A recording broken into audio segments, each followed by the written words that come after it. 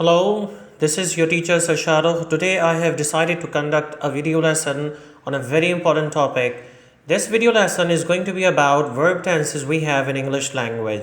What I believe this is something which is very important for each one of us to communicate our ideas clearly and effectively to the people around. Let's talk about the first tense we have in English language, present tense. We use this tense to talk about the actions that take place in the present. We have two tenses that are used to talk about the actions that take place in the present only. We use present simple tense to talk about some of those actions that are repeated periodically. Some of those actions that are routine actions that we do in our routine. Okay, I want to give you a few examples over here. I take breakfast every morning. Alright, so this is an action that is repeated regularly. Let's talk about a few more examples that I have for you. I attend my school regularly. I go to my office every day. I get my salary every month. So these are some of those examples that must tell you a very good application of this tense, a basic application of this tense of present simple. Alright, we use this tense to talk about some of those actions that are repeated regularly or periodically. Let's move to the other tense that we have to talk about present only, present continuous. We use this tense to talk about some of those actions that are happening in our surroundings, alright, while we are speaking.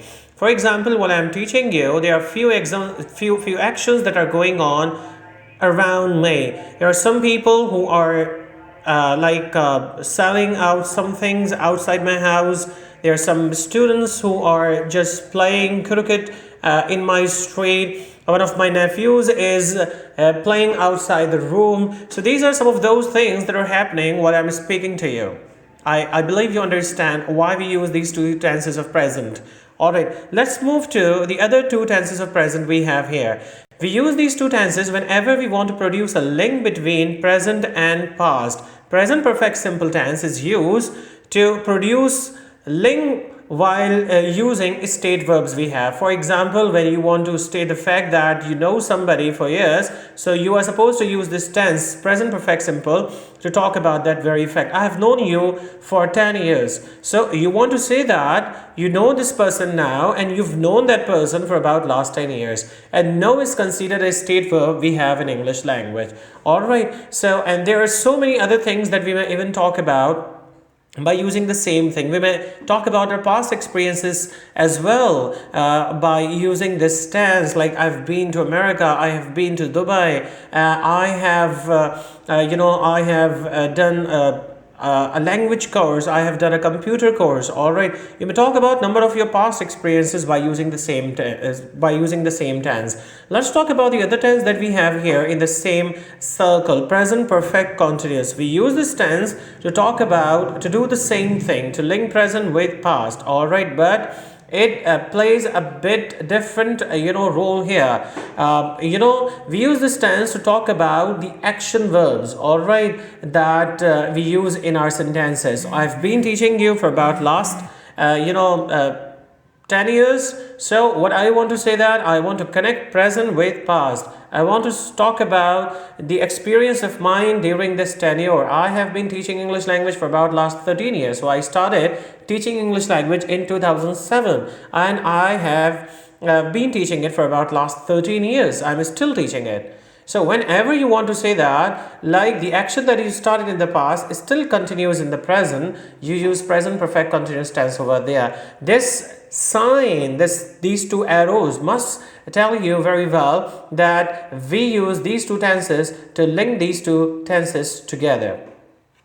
Let's talk about the other tense that we have in English language, past tense. All right, and this is also divided into four aspects: past simple, past continuous, past perfect, and past perfect continuous. First of all, we are going to talk about two aspects of this tense, past simple and past continuous. We use these two aspects of past tense to talk about past only. Whenever we want to talk about some of the past incidents and we want to specify time of those actions or incidents as well, we use past simple tense. For example, I completed my task yesterday, I attended the party last night, I joined the city school before 7 years. So these are some of those actions these are some of the past incidents that I wanted to talk about. I did talk about these past incidents, and I also specified time when I did all these actions. Let's move to the other tense that we have here to talk about past only, past continuous.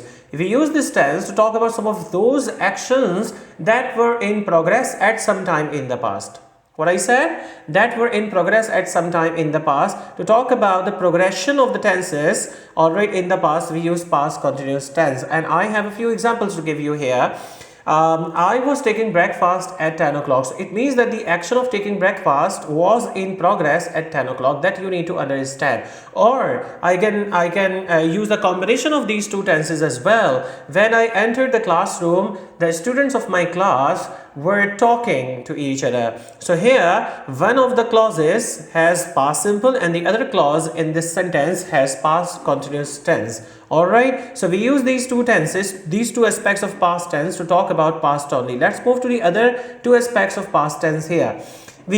We use these two aspects of past tense to link past with distant past. Basically, we need to keep it in our mind. We use past perfect simple and past perfect continuous, these two aspects of past tense, to produce a link between these two tenses.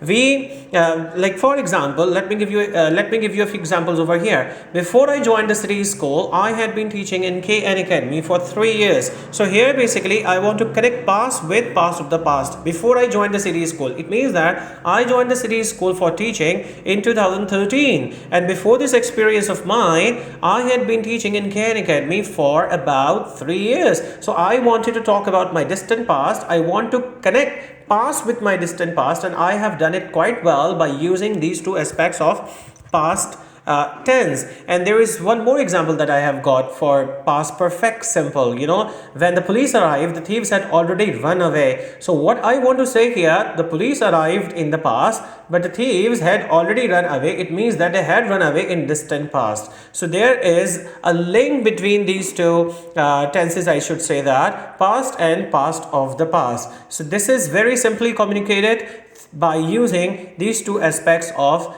past tense. Let's move to the other tense we have in English language, a very important tense to talk about future actions. We use, definitely there is one word that helps us talk about future actions, and that is will. We use will to talk about future actions, and it is something which is quite easy for each one of you to understand. Let's move to the other tense that we have here. There is something very important to be mentioned. That whenever we are making a direct transition from past to future, there is a very tricky thing that we are supposed to do. We are supposed to use would instead of using will. Whenever we are making this transition, like from present to future, we definitely use will, but you need to keep it in your mind very well that whenever we are making a direct transition from past to future, there is a word, there is a model verb that we have in English, word that is used for this purpose. And there are a few examples that I would like to give you in this aspect. Alright, for example, like Emma said he would go to America. So what Emma told me, that he would go to America. Emma said something in the past, and I am quoting whatever he said in the past here in the present. So definitely I am talking about a direct transition, alright, from past to future. So whenever there is a direct transition from past to future, we tend to use would over there. I hope that this video lesson has been quite useful for you, and you have understood all the applications of these tenses that we have in English language. Alright, for further information, keep watching my other video lessons. You will definitely be well informed about each and everything regarding English language grammar. Thank you.